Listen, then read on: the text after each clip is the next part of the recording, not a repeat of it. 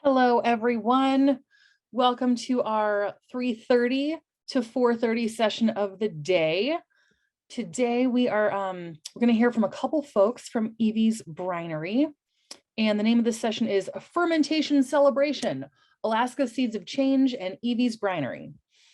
So I am going to introduce Drake King today and his co-presenter. Drake, I'll let you introduce your co-presenter. I'm going to stop sharing my slides and turn that over to you. And for everyone else here, please go ahead. You can chat your questions in the chat. Drake, do you just want me to keep track of questions until you're done with the presentation? Oh, you're on mute, Drake. Yeah, that would be cool. Cool, will do. All right. What kind of boat is this? I'd just like to start it off with that real quick, if anyone has any ideas.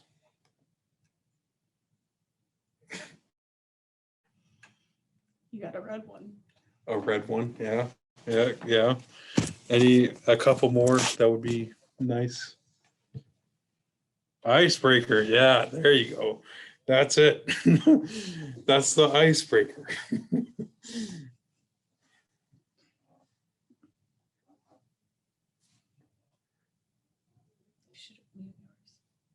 Oh yeah, okay, my bad. Hi, my name is Faith Beatty. I work with at Alaska Seeds of Change as one of the greenhouse growers. I'm also the sous chef for Evies Brinery.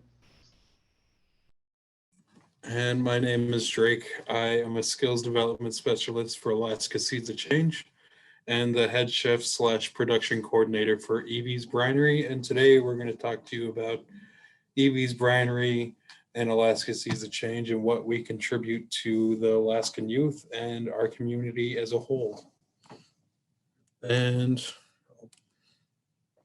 who we are and what we provide. We cater to Alaskan youth between the ages of 14 and 24. So the apprentices we get are, we get them from Coconut Tribal Council and 9-Star, and these apprentices that we get through CITC and 9-Star get a paycheck, and sometimes on occasion we do get people from schools like King Tech Career Center or Save High School that come in and earns school credit. And when there's a lot of downtime in the greenhouse at Seeds of Change, we steal them and bring them to the kitchen where we host and do a lot of our production. And what we offer the youth, we offer them resume building, we help them with basic adulting skills and mental health services. And I'm going to pass it over to Faith real quick.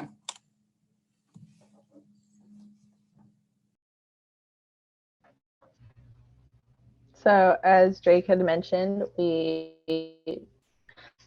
train the youth of Alaska on basic adult skills. Some of those skills are proper food safety. We handle a lot of food here at Seeds and at Evies Brinery.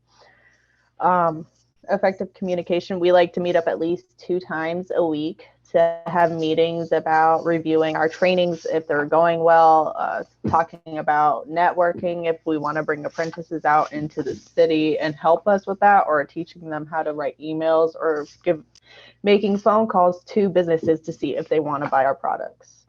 We also practice quality control while packaging, obviously, and while making the product, because we don't want to overmake it.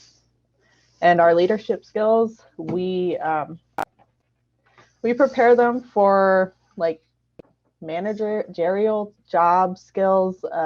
So if they ever go into like a commercial kitchen or anything, they're going to be able to handle that. What is that word?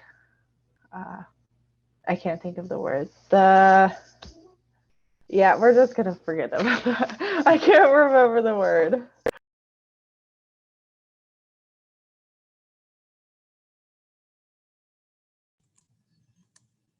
Okay, Evies Brinery. We run on production seasons, and our production seasons normally don't last a whole long don't last a long time, from 6 to 8 months, typically starting in May, possibly late June, all the way up until December. And in that time, we teach youth how to run this big metal, referring to the picture on the left, we teach them how to use the Roboku, which is our industrial size automated chopper. You know, it turns our product into shredded. It kind of looks like shredded paper after it gets run through the Roboku. And on the right, that's typically what the final product looks like before we put our labels and our safety seals on them. And fun fact, these photos were taken a little after we acquired Evies Brinery from the original owner.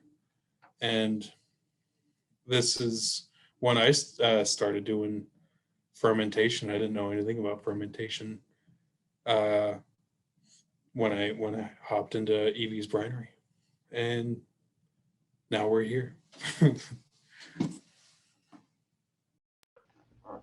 So in this picture, you see our pumpkin spice kimchi. It is one of our new experiments that we are working on right now during our off production season, where we mostly work on admin work and planning for a new season.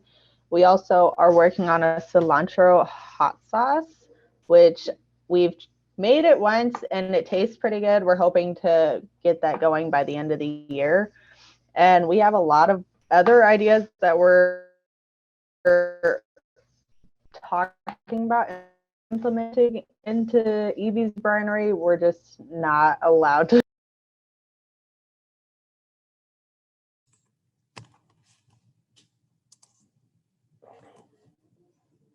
All right, before we hop into this video, I guess since we have been going pretty fast, I'm wondering if anyone has any questions so far.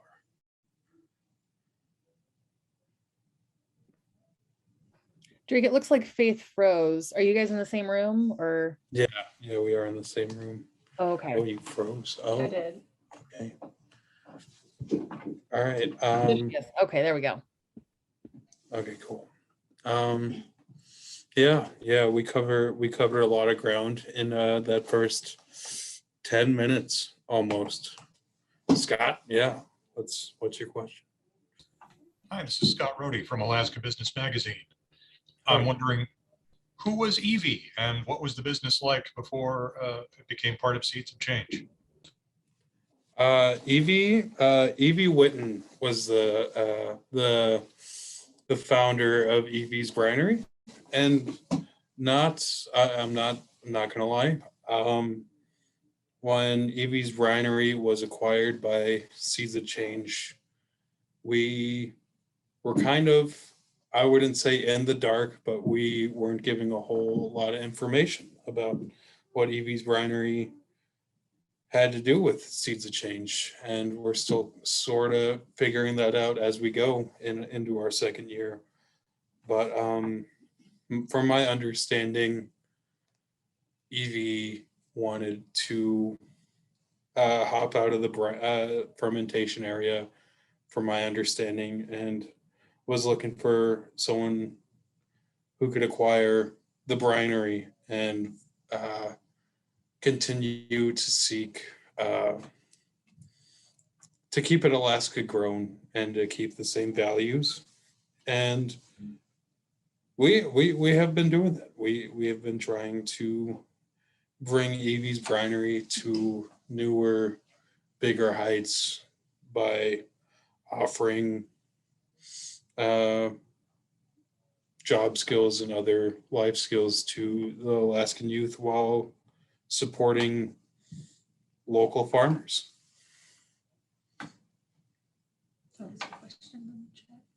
Oh, there's another one in chat. Yeah, Amy says, do you grow your own vegetables for the ferments? Yeah, we so at Alaska Seeds of Change, we do grow some of the vegetables, like the dill for our lemon dill kraut. We use we get the dill from here, and for the kale, carrot, cumin, we do grow kale, and sometimes we do grow jalapenos and such like that for our Alaska kimchi. And 5 years ago when seeds first started out, we tried growing cabbage into our vertical towers, but they would stretch out the towers and kind of mess up the system. But we do also have this other program we do called Seeds Outside, where we go to Stellar, which is like in our backyard pretty much, and we grow a whole lot of stuff with the community, like jalapenos, tomatoes, a whole bunch of neato things. And I wish we could grow more. We just started growing garlic a couple of years ago, which is pretty awesome. All right. If there isn't any more questions, we can move on. Yeah. All right. So in this video, it's a basic guide, basic introduction to lactofermentation and what it is, and we're going to show about half of it. All right.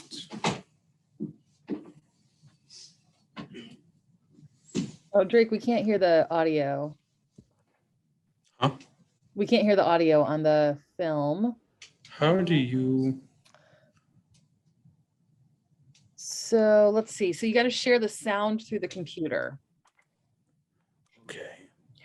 So when you, oh wow.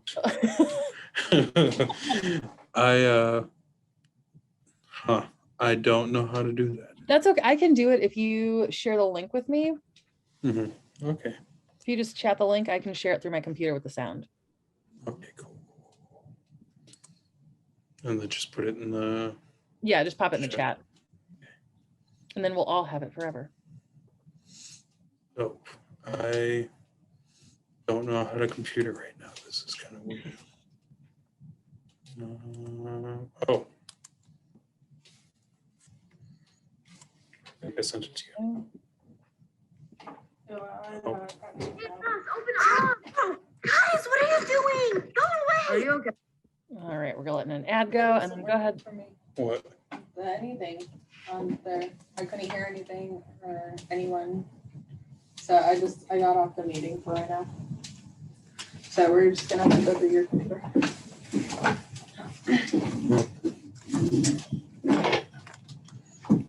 What is going on? Okay, Drake, I've got the video loaded. And you want me to play half of it? Yes, please. Okay, gotcha. No worries. I am trying to get back into this meeting. You're still. I'm gonna go ahead and play this.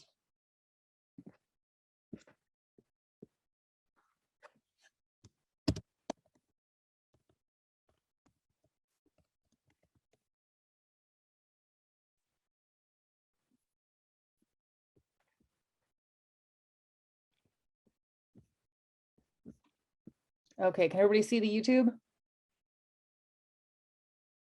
All right, I got a thumbs up there. Great.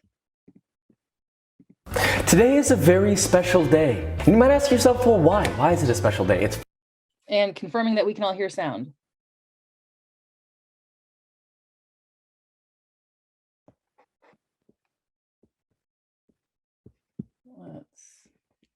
Yes. Okay, great. Thank you. Here we go. Friday. That's good. That's a step in the right direction. It's not just any Friday. Not anymore. Fridays?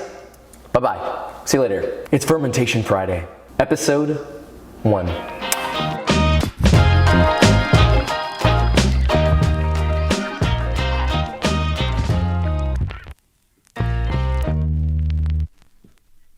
so wow, it's Fermentation Friday. It's the first time we're doing this. This feels weird and extremely uncomfortable, but hey, let's try new things together. Thanks for being a part of this. I love you, and you are important.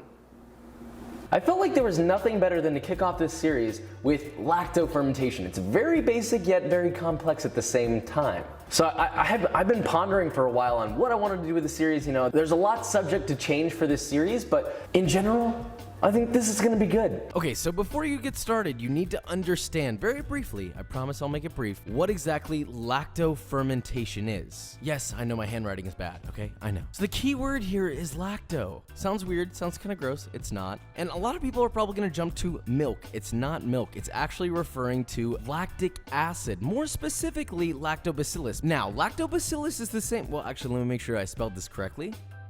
And hey, you know, that's a big win right there. And you might be thinking, Josh, why are you telling us about this? This is so boring, this stupid bacteria. Yeah, well, guess what? It's responsible for your yogurt, your sourdough bread, and cheese. Cheese, guys. If you like grilled cheese, you can think lactobacillus, unless you're using American cheese, in which case you're just eating plastic. So while it's responsible for all that, it's also responsible for turning this into something that's preserved and full of so much more flavor you didn't even know was there. To put it simply, it does that by metabolizing glucose into lactic acid, and that is pretty much the key factor there. The best part is that it only takes about 5 or 10 minutes of active time to do. Now basically all you're doing is submerging vegetables in brine, but your salt percentage is going to be determined by that vegetable. Here are all the different vegetables that I used.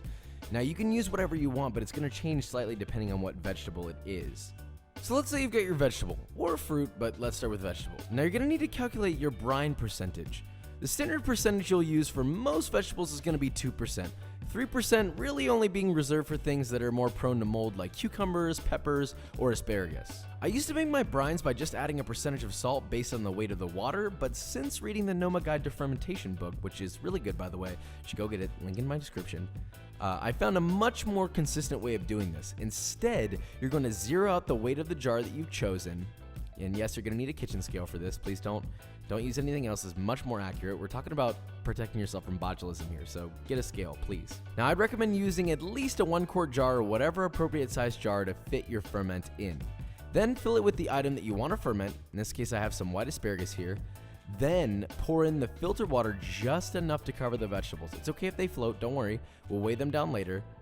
Then record that total weight in grams of both the item you want to ferment and the water combined. Then multiply that total by anything between 0.02 and 0.03, and you'll get the amount of salt that you need to add in that water in grams. In other words, if the vegetable and water weigh a grand total of 1,500 grams, then you'll need 30 grams of salt to put yourself at a 2% brine.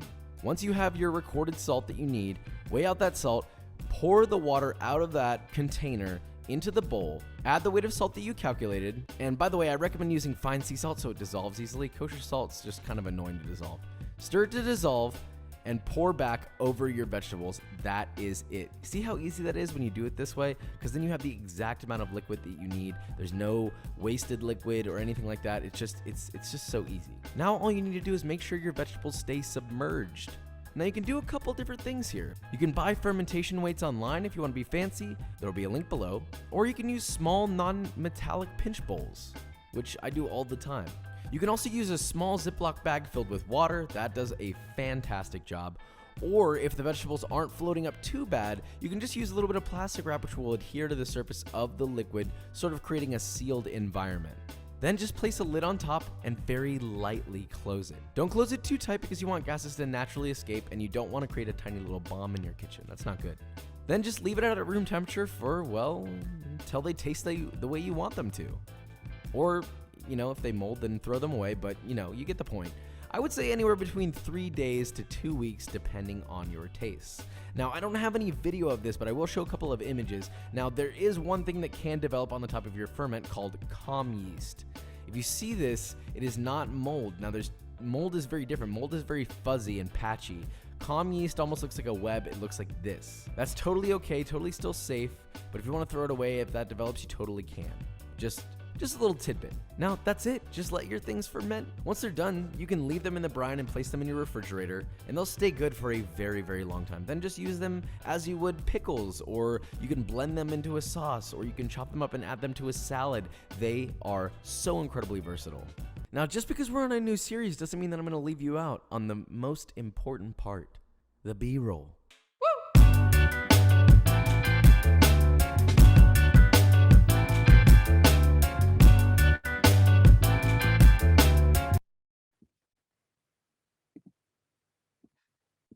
All right, back to you, Drake. Oh, Faith's Zoom link crashed, so Yeah, I got kicked out of the meeting, so I had to join Drake on his laptop. and now we're going back to the Prezi.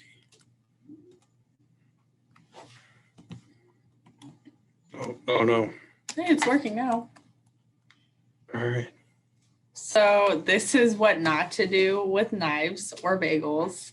The reason why we're showing this is to teach the youth of Alaska not to do bad things with knives. And that's why after this, we are going to be showing you our knife safety video. Yeah.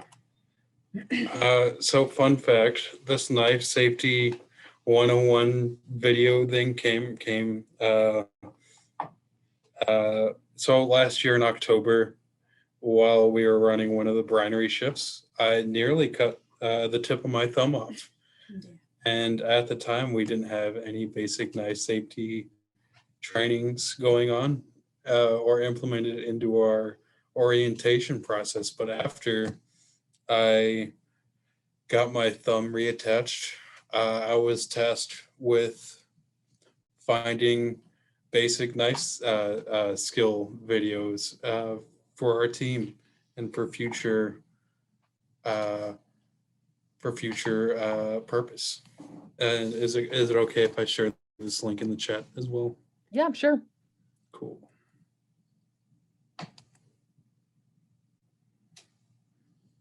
And I'm lost already. How do you? Oh. Nope. Oh. Here it is.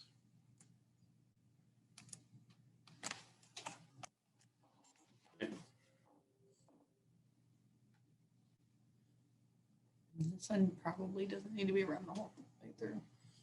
Yeah, I think you can stop this one at like 3 minutes. Or Okay, 3 minutes. Yep, we'll do. you can stop. You can stop this one at 4 minutes. Okay. Wait, if it's playing, why could you share the You guys ready? Yeah, I'm trying to move. Yeah. Okay, can everybody see that? Yep, I see that. Here we go. Becoming a better cook. It's really the basis of everything that you're going to do in the kitchen. This is truly a skill you'll use every day with just about everything you cook. Okay, so first things first, before you even start chopping, you want to make sure that your cutting board is secure. A wobbly cutting board can result in your knife slipping and injuries happening. So an easy fix is to place a damp paper towel underneath your cutting board. You can also get a non-slip mat to put under the cutting board, or you can get a cutting board with grips. The next important thing is to make sure you're gripping your knife properly. If you put your finger on top of the knife, if you hold too far back on the handle, if you have a dainty grip, those are all incorrect ways. You want to put your finger and your thumb at the very back of the knife and wrap your fingers around it. That way you have a firm grip, and when you chop, you're going to be in control of what you're doing. It might feel uncomfortable at first, but with time, it'll become second nature to you. So one common mistake when you're chopping is to have all your fingers laid flat. As you can see, my fingers are in danger of getting cut off. You actually want to form a claw so that your fingers go in and the knife will hit up against your knuckles as you're chopping. So with this claw, your fingertips are going to be protected the whole time, and it's actually going to give you support as you're chopping. Another common mistake is the slicing motion. If you just chop really aggressively down like this, you're not going to get a nice even cut. You really want to do a rocking motion when you cut, going back and forth with the knife. Think about it like a wave.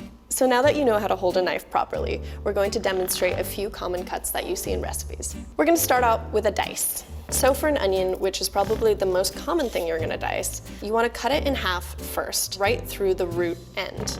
So the next step is to peel the outer layers, making sure that the root end is still intact. So with dicing, you wanna make sure that the flat side is down, so it'll give you the most stability. Making sure we have that claw grip, make a few incisions horizontally into the onion. Then you're gonna turn the onion towards you with the root side furthest away. And again with that claw, make a few cuts vertically. Turn the onion again and use your knuckles as a guide, and you're gonna start chopping along and just do that same nice chopping wave motion down. And then look, you've got an even dice. This is an example of a large dice. Here we've got a medium dice, and over here we've got a small dice. So in most recipes, when you just see something that says dice, it should be a medium size. The next cut we're gonna show you is mincing. The most common of these is minced garlic. You want to remove the root end. And again, remember, we're always using that little claw. The next step is to place the garlic under the blade and then smash down. Then you're gonna peel the garlic. The papery skin should fall right off. And then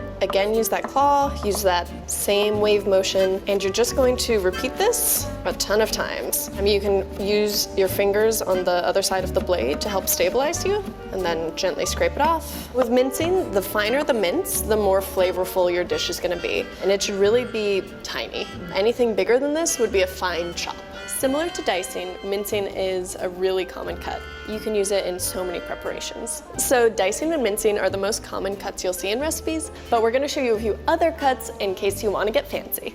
Next up is chiffonade, which is most commonly used with herbs. We're gonna show you with some basil. So first, you're gonna stack basil leaves in a pile. Then you're gonna roll them up from the top all the way down in a really tight cigar shape.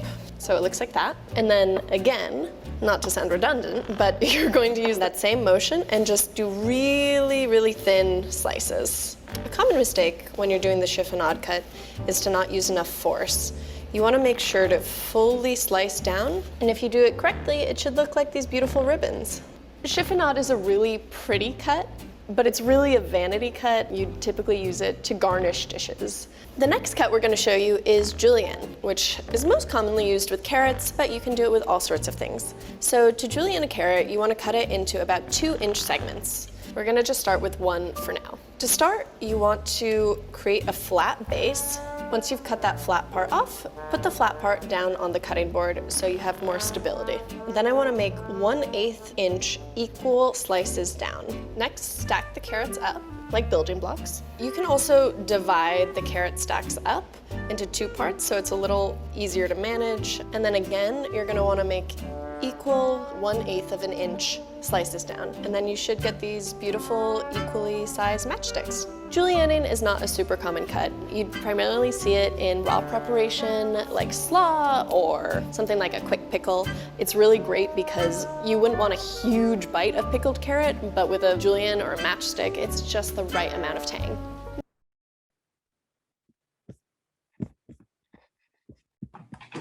Cool. And we're back. Luckily, this one doesn't have any video, but in this one, we're going to show you how to make basic sauerkraut.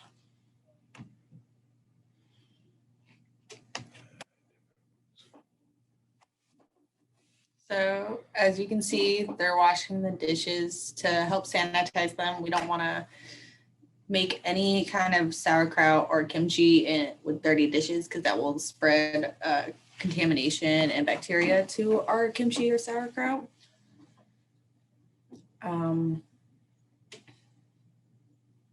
Yeah, we're just gonna watch them wash those dishes for right now, and then we'll get to the part where they cut up our cabbage.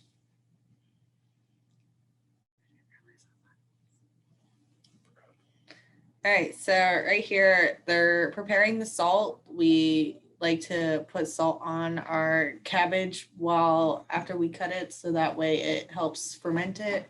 As you learned in the other video, it helps break down the glucose to help it ferment better.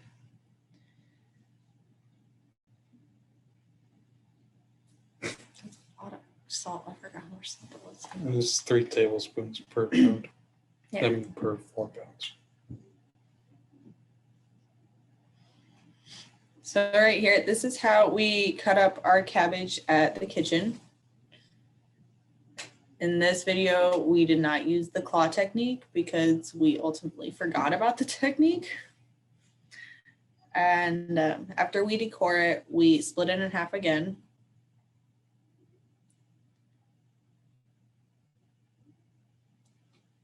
And before, Drake had mentioned that big fancy RoboCoupe, but we didn't have that with us. So you guys get to see this person julienne the cabbage.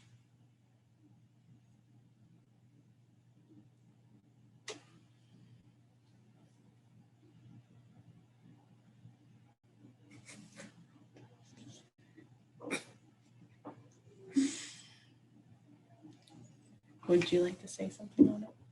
Oh, so the way that it's being shown in the video, this is how we typically prep our cabbage before it goes through the RoboCoupe.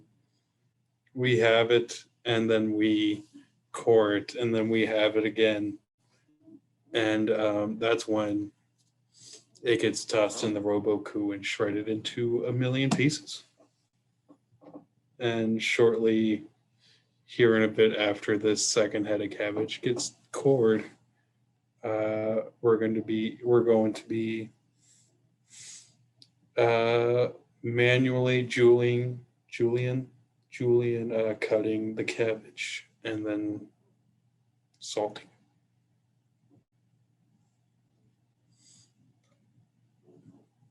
It's so the cabbage we're using right now, we got this from Fred Meyer's, because I think at the time,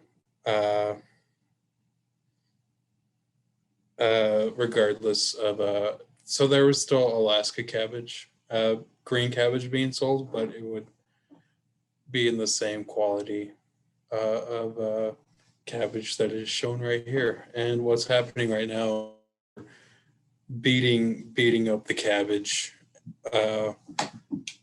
salt, while the salt is being added, so pulls that natural brine out of the cabbage. Yeah, the natural juices that come out of the cabbage is when you Bring down that glucose. okay. Yeah, and this whole process is just rinsed and repeated. At this point, you could add whatever you feel like. You know, you could add dill, you could add ginger, you could add garlic, you could add Different spices. yeah, different spices, lemon juice. This is kind of like the basic introductory in how to make sauerkraut. And after you thoroughly beat up the cabbage, you let it sit for like 30 minutes so the juices come out in that time, and then you start jamming it into a mason jar or anything. Right now, we have some experiments running where we haven't fermented anything in plastic jars before, and we're currently seeing how fermentation works with plastic jars. So we're doing that with our hot sauce right now. And you know, that's pretty much it. The fermentation process for sauerkraut doesn't typically take a whole lot. I think about 2 to 3 weeks to get it to where we have it personally, and it doesn't. It's all based around how fermented you like your kraut to be. And we forgot to add the part in that video of where we add in our brine, because when making that kraut, it didn't make us enough natural brine. So we had to add in our salty brine, water brine, to help it ferment. I forgot the portions that we normally use, but I'm pretty sure you could look it up if you start fermenting.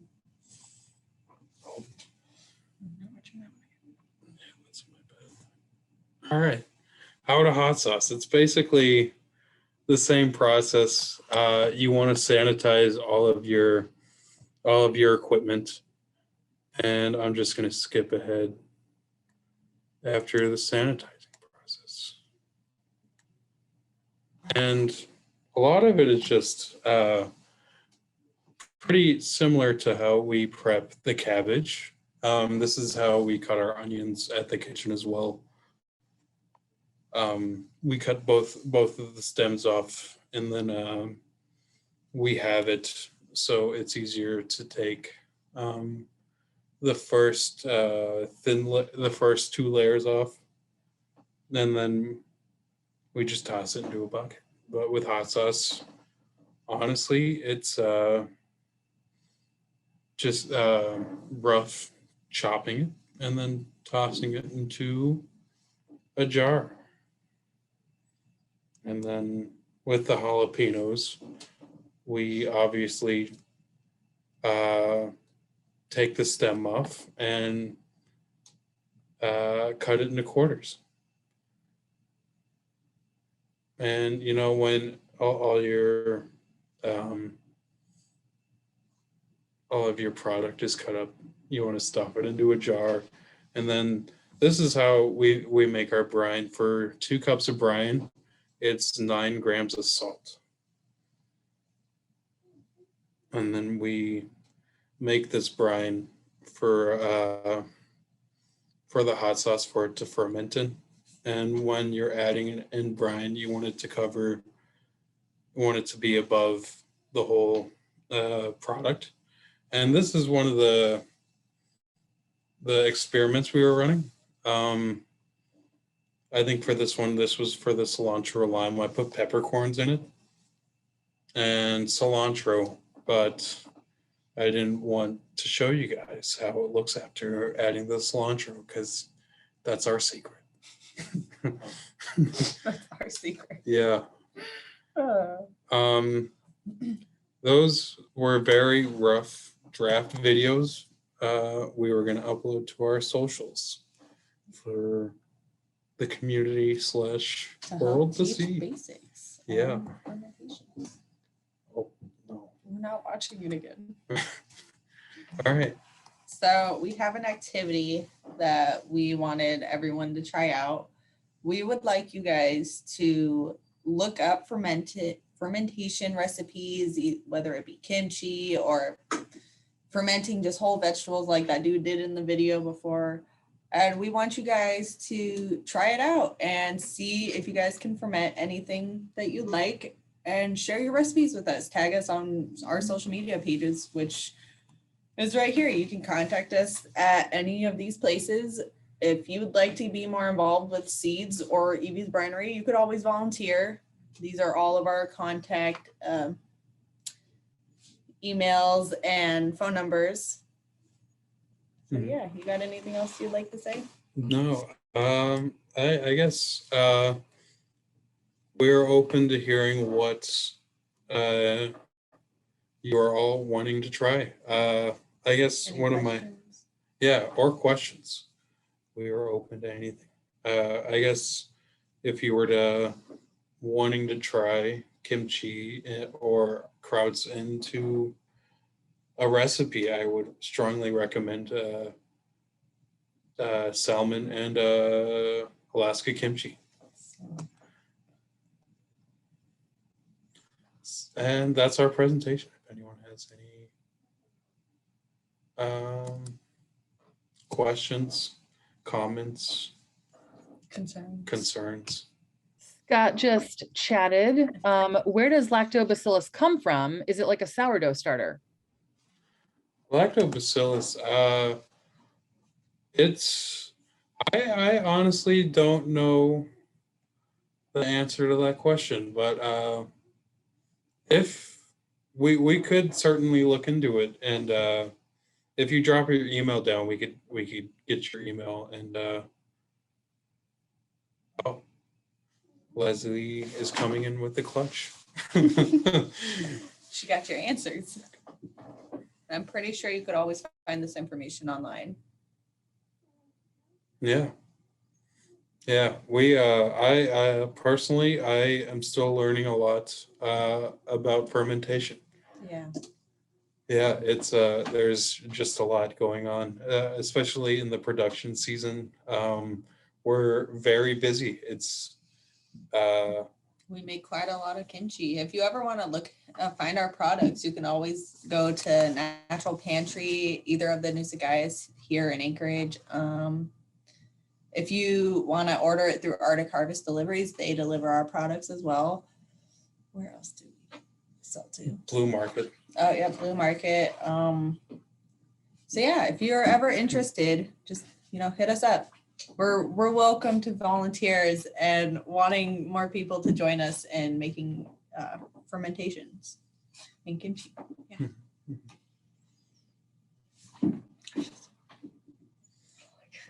Yeah.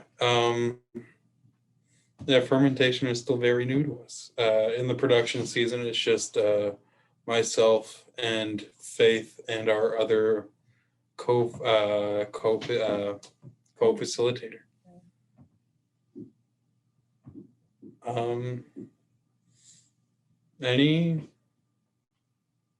We're open to any feedback on this presentation as well, since this is our second public presentation. You guys are doing great. I have a question about, you talked about doing your pumpkin spice like experiment batch. What else are you all experimenting with? And Gabrielle has a point about fermenting in plastic.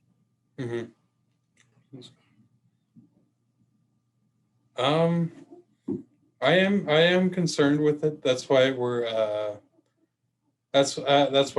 testing it out to see how it goes. If it like messes with the pH levels or messes with the taste. That's why with our experiments, we got like 4 different parts for our hot sauce we're doing right now, and learning more about fermenting like hot sauce is pretty rough with I guess just like the knowledge. We've been trying to reach out to other fermentation facilities in Alaska, and I wouldn't say stingy, but they're very protective of their knowledge slash yeah, just their knowledge. I think that's why we've been very stingy with our recipes. Yeah, but we're pretty open to it. We're looking into other fermentation recipes, like stuff that involves kelp. We're looking into pestos. We're looking into pickling. Yeah. I've always wanted to learn how to make cheese. Fermented soda. There's a long list of things that I want to do in my time running Evies Brinery.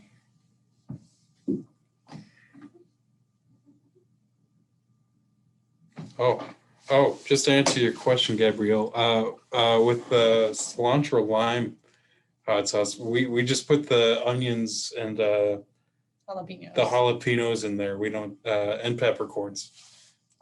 We don't put any lime in there until we're getting ready to blend it up. Mm-hmm. Yeah, Oh, cool. Well, thank you, Leslie. dope. Here, I'll write that. All right. Yeah, Rachel, did that answer your question as well? Yeah, thank you. Yeah, Exciting. we're huh? Oh, my bad. No, it's exciting. Keep going. Yeah,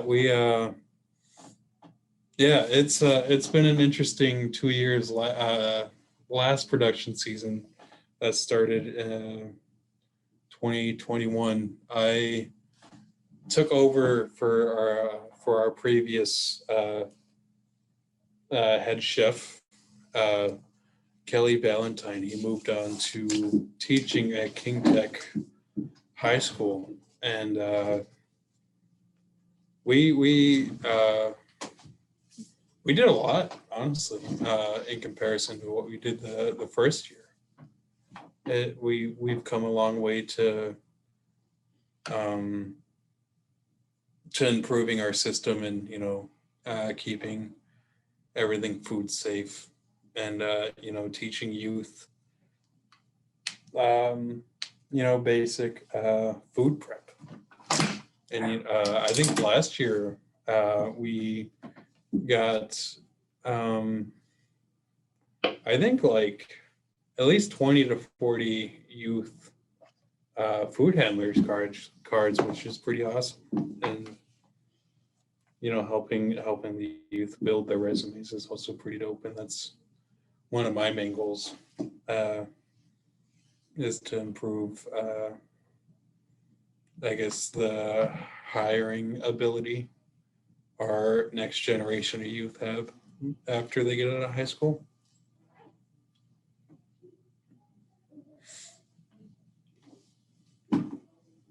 Yeah. I think this production season is definitely going to be better than last year's production season due to how coordinated we're getting with this off season we have with our winter experiments and everything else we're learning in the process.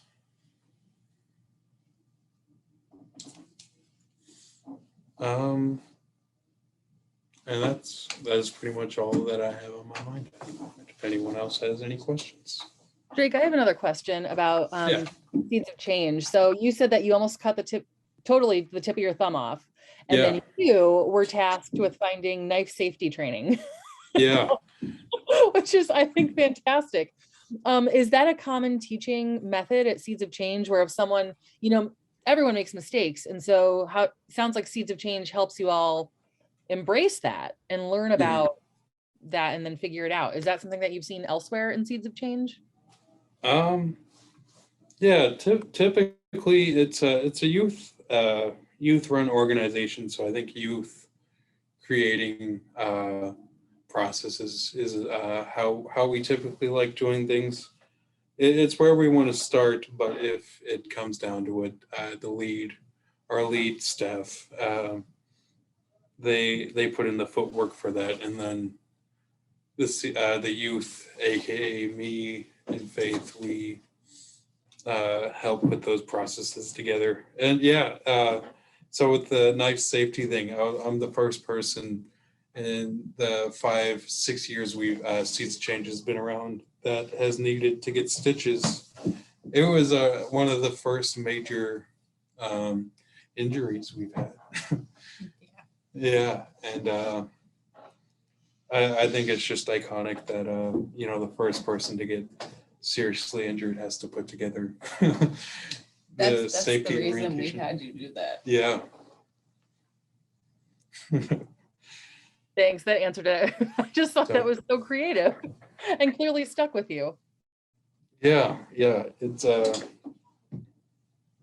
been a wonderful time since then. And